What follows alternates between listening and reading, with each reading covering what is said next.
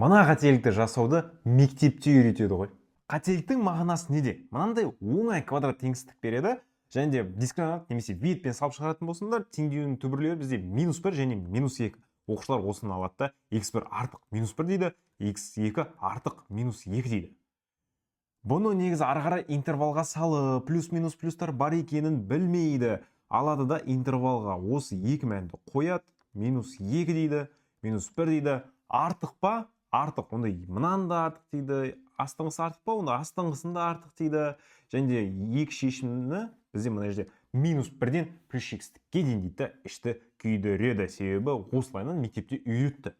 Негізі қалай болу керек? Бұл жерде x1 тең -1 дейсіңдер, x2 тең -2, яғни теңдеудің түбірлері дейсіңдер бұны.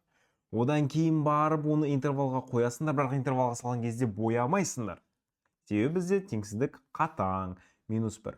Одан кейін барып, артық кем деген нәрсені тек таңба арқылы анықтаймыз. Қалай? Бірінші интервалда мына жерде плюс, одан кейін барып минус, одан кейін барып плюс. Неге? Себебі x квадраттың алды оң. Плюстан бастайсыз сондықтан. Артық жағын сұрап тұрса, біз мына екі шетін белгілейміз. Ол деген нені білдіреді? Минус шексіздіктен -2-ге дейін. -1-ден +x-ке дейінгі аралықтар. Міне нақты жауабы осы. Өстіп, қателесіп жүрсеңдер, дұрыстаңдар, мынау келмейді. Осындай контенттен көбірек болған қаласаң, обязательно каналға тіркел.